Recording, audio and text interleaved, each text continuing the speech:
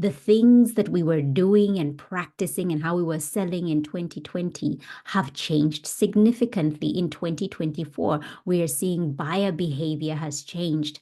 We are represented. We are represented. We are represented. Welcome to Represented, the podcast. I'm Aniki Shuru, racial equity coach for online business owners who want to be intentionally inclusive by building a business that is racially equitable. I created this podcast to normalize a conversation around racial inclusion so that fear is no longer the barrier that gets in the way of doing this work. This isn't about perfection, it's about progress.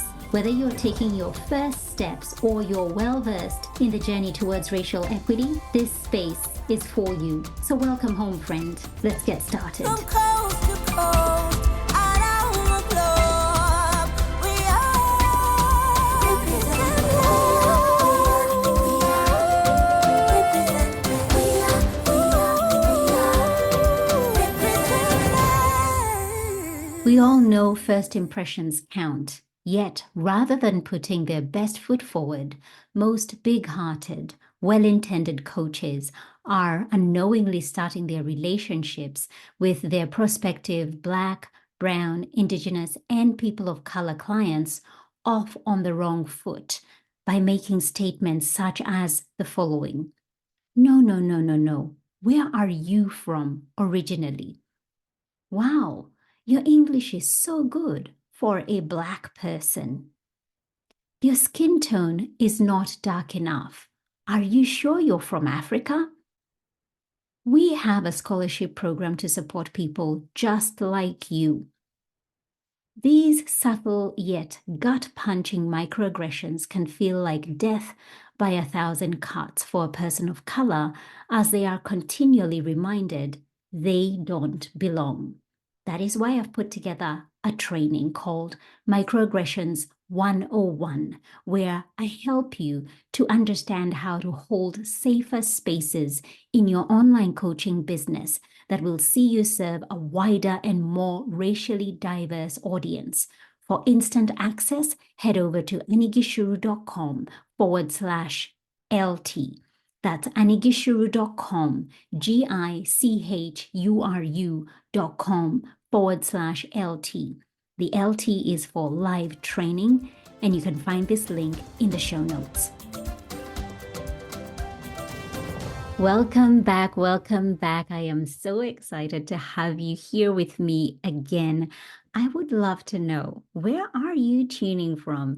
Where do you listen to this podcast episode from? Do you listen from your car, whilst you're walking, whilst you're running errands, doing laundry, all sorts of things in the house? I would love to know, where do you listen to this podcast and what have you been loving about this? Slide on over to my DMs on Instagram. I'd love to hear from you. My handle is annie.gishuru. That's GICHURU. Last week, we spoke about performative allyship, and I loved that conversation so much because I was able to share with you practical examples of the areas where I have seen performative allyship, and I hope it kind of cracked something open where you felt like, ooh, I've seen this happen, I've been a witness to this, or you're talking to me, Annie, that's me. I've done a couple of these things and I want to know what I need to change. I want to understand how I can do better, because when I do understand where I've gone wrong, when I do understand the mistakes I'm making, then I'm in an empowered position to go ahead and do better. When you don't know any better, you cannot do better. And so I love that we get to have these conversations here on this podcast that really begin to ignite your knowledge, but also empower you as somebody who maybe goes from just being a bystander to somebody who becomes an upstander. And when you see matters to do with racial inequity, you feel empowered enough to do something, to take action. And so today, the conversation is really flowing from that allyship piece into the difference that I am seeing since 2020. There was so much in terms of people flocking in to understand anti-racism, and now the difference in 2024. And over the past week, I've been part of conversations with industry leaders in the online space talking about the paradigm shift that we are currently in, that we are witnessing changes to how the things that we were doing and practicing and how we were selling in 2020 have changed significantly in 2024. We are seeing buyer behavior has changed. And probably my biggest takeaway from those discussions that I've been a part of is that those who have been in business longest understand the patterns of business, understand the seasons of business, that there are times when things will be pretty good, and there are times when things will be different, just like seasons when we have summer and winter and autumn and spring. Business is not linear. Business has its ups and downs, and it is how equipped you are to ride the current wave that we are experiencing from a global perspective or an industry perspective. And so we know that in 2020, coaching and personal development industry kind of exploded and there was a lot of interest. It was a time when coaches could pretty much sell with ease. And now we're seeing a difference in 2024, 4 years later, things are different. And specifically talking to racial equity work, that has changed too. There was a huge uptake in 2020, and now we are seeing that that has changed significantly. In fact, from a corporate perspective, we've seen that there was such a spike when it came to hiring DEI practitioners, and now we're seeing that those roles are being made redundant, with a lot of organizations saying, we get it now. Thank you for your support, and we can take it from here.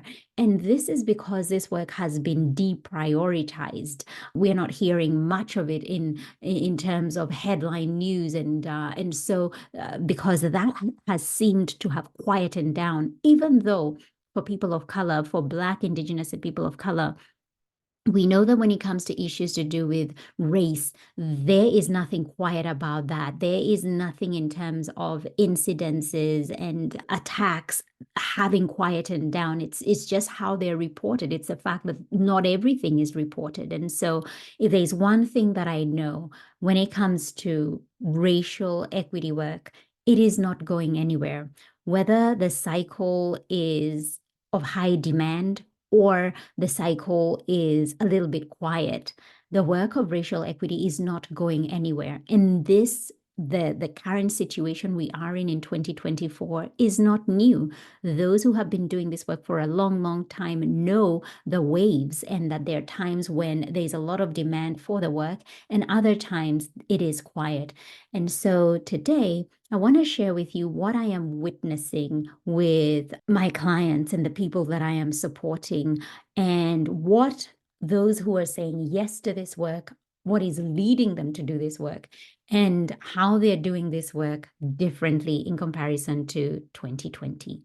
So, more than ever, right now in 2024, if you want to lead and hold safer spaces for people of color and those with marginalized identities, you need to understand that participation in this work is not just best practice, but it's human practice. We can never remove the element of doing racial equity work and being inclusive and holding safer spaces if we are space holders, regardless of whether we are in the corporate space or whether we are running our own small business. We need to understand that inclusion work is part and parcel of how we do life and how we do business. And so what I am seeing right now is that clients want to be held by space holders who are trauma informed. And hear me when I say this, not just on paper, but in practice, that They need to be able to demonstrate this is work they have done and continue to do. And when you are somebody who is trauma informed, you are better able to hold space in a way that allows people who have identities that are marginalized to feel seen, to feel a sense of safety, even though safety is something that cannot be guaranteed to everyone because it's so individual from person to person. But you are doing everything you can to be able to hold safer space. And in particular, clients of color want to be held through a lens that understands their barriers, their setbacks they've historically and currently experienced, so they can be supported appropriately in order to reach their goals. There are many conversations that I have, particularly in the affinity groups that I support, where people of color will often say, I would love to work with that coach, but I am hesitant because I don't think they actually have the capacity to hold my racial identity. There is nothing that I have seen from them through their communication that lets me know that they are somebody who are inclusive, that they're somebody who is trauma informed, that the work of racial equity is something that is a priority. I have looked through their website, I've looked at the kind of language that they use when they're promoting their offers. I have looked to see if they have a diversity, equity, and inclusion statement. And while some of them may have, they feel empty, they feel disingenuous. And so I'm looking for that person who can be able to hold me with the identity that I have and not be able just to give me a cookie cutter solution to something that is very personal to who I am and where I am at in life right now. And so being trauma informed is part of racial equity work. And there is an increase in the need to indeed be trauma informed and aware and practicing holding safer space. We are seeing that, we are hearing language around space holding, safety, that being something that people are looking for. And so if you are not if the work that you're doing as a coach, as somebody who is a course creator and you hold space for people, as somebody who has a membership, as somebody who has one-to-one and you're holding space for your coaching clients, if being trauma informed and aware is not something that you are practicing or you have within your grasp and reach, this is something that I would highly recommend that you begin to look into, and not just something that is surface level where you're saying, yeah, I read this or I participated in this workshop.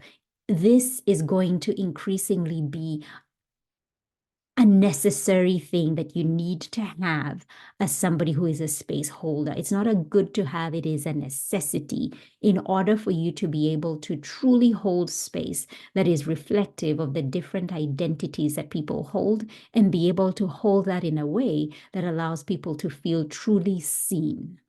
The upside of what I'm seeing about those who are now doing racial equity work in 2024 is actually refreshing.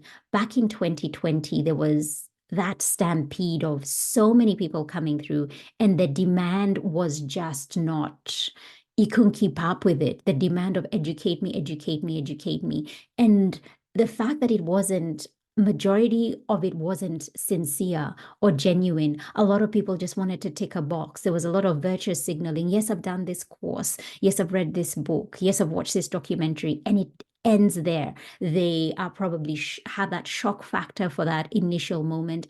And it ends there. And that is really counterproductive to the work of racial equity because it's lifelong work.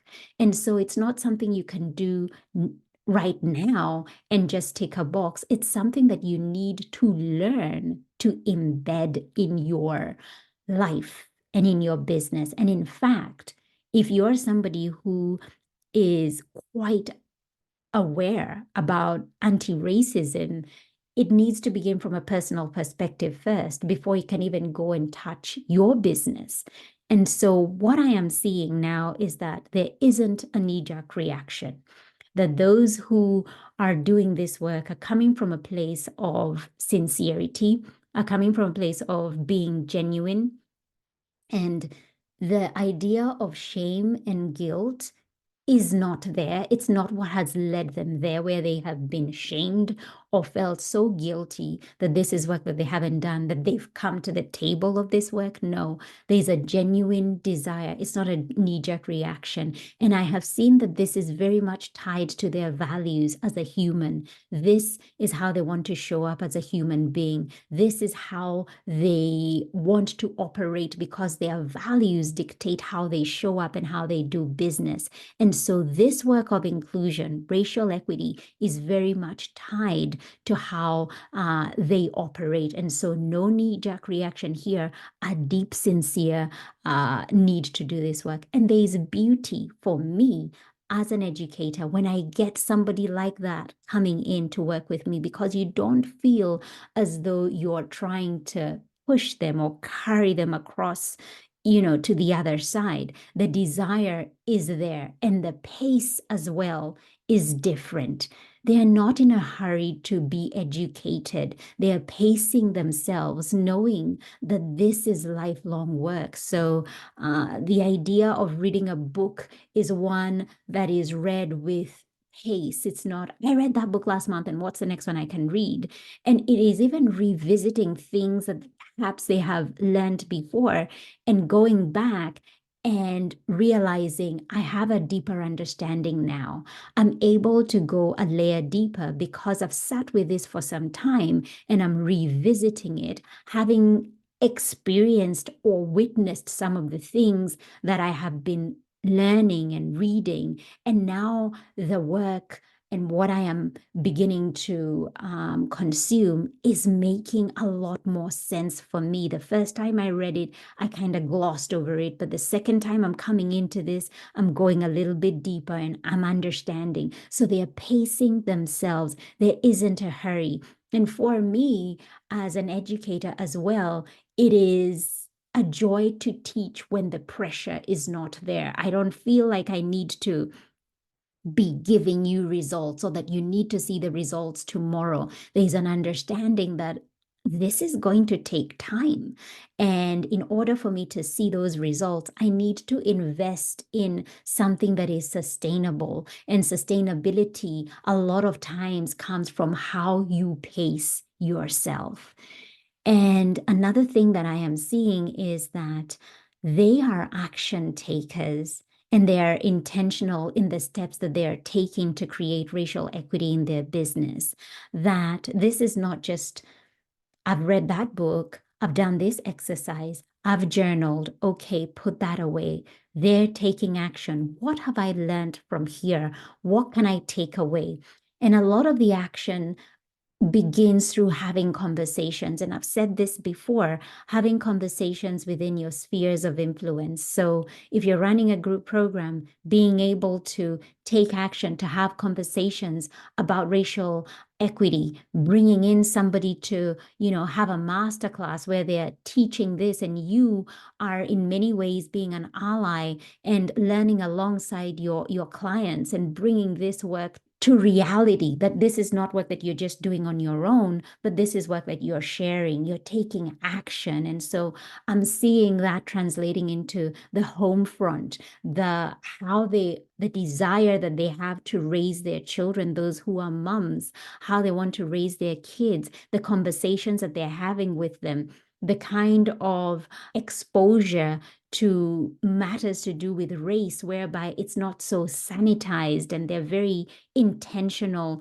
with the toys, the access that their children have to things that are of racial diversity, so that they're growing up seeing this and it is being normalized, and they're able to raise citizens who are anti-racist. And so when it comes to the difference between 2020 and now, the pace is a lot more sustainable. They're people who are more genuine. They're going a lot deeper than they did back in 2020. And for a lot of educators who are still doing this work, it is a joy to do this. And I'll end on this note. The beauty that I am seeing in doing this work of racial equity is that it now is beginning to touch on other intersecting areas. So it's not just matters to do with race, but because we have already begun this conversation on race, it then opens up conversation around gender, around disability, around neurodiversity. And we're then able to begin to think of other areas where we need to learn and get better so that indeed, when it comes to being inclusive as a leader, you are doing everything you can to equip yourself to be inclusive so that the people who are coming into your business, taking those programs that you have developed, becoming that one-to-one client of yours, and being held in a space where they truly feel seen. And so I'm going to take a short break now. And when I come back, we'll talk next steps. Represented for me personally has involved a lot of learning, taking time to allow my deeper understanding to integrate and recalibrating as the lens that I see the world through has begun to shift and change to become a more diverse, equitable, and inclusive one. Represented is an invaluable, necessary, and heartfelt container. Annie is so gifted at noticing and shining a light on our blind spots so that we can ultimately lean deeper into this work. I can't even begin to tell you how much I appreciated her gentle, nurturing way of doing this. Represented has been incredibly humbling, and being in Annie's presence has changed me for the better. As a woman, a wife, a mother, and a human being, she embodies grace, love, and deep compassion. And within Represented, she holds each and every one of us to our highest potential as human beings. After Represented, I feel I now know what diversity, equity, and inclusion work is. I feel I know what I can do to actively be an ally and call others in to do the same. I feel I know that I'm always likely to experience a level of fear around this work, but also that it's my responsibility as a privileged white woman to use my voice anyway. I feel I know that it is possible for me to make a difference within my sphere of influence. And I feel hopeful that we can actually create a more diverse, equitable, and inclusive world, that it is possible. I can honestly say, hand on heart, that Represented is the most important course I've ever done. It has been life-changing in the most meaningful of ways for me, so much so that I wish I had reached out to Annie sooner. Welcome back, lovely. If this is work that you're beginning to think about, I need to take this a little bit more seriously. Maybe back in 2020, you were among the people who were quickly rushing and trying to understand it, and it probably felt overwhelming, and you kind of just stood on the sidelines going like, I don't know what book to read. I don't know what course to take. I have a list of so many things, and the overwhelm just made it such that you didn't take any action. And this is my invitation to you, that I would love to invite you to take a step, to take a step towards being that genuine ally when it comes to doing this work, and invite you to join us inside my signature program, Represented, where I teach you how to be intentional when it comes to racial equity and take you on a journey where we cover 4 modules that is so paced to go with where you're at and be able to actually take a step-by-step process where you begin something and see it to completion with ease, but also is so eye-opening and allows you to be a better space holder, one who is genuine, one who is inclusive, and most importantly, one who is trauma-informed and aware. And so head over to anigishuru.com/represented for all the details and join the waitlist. The next round is in September, and I'd absolutely love to have you. We are represented. We are represented. We are represented. Thank you so much for tuning in. Why don't you go ahead and hit that subscribe button and leave a review so this podcast can reach more online business owners, and together we can begin to normalize racial inclusion in the online coaching space. I'd love to acknowledge the traditional owners of the land where this podcast episode was recorded, the Wiradjuri people in central New South Wales, Australia. Music produced in Nairobi, Kenya by Patrick St. P. Mbaru and Kambua Mathu. Vocals by Joanne Matata. Represented from coast to coast.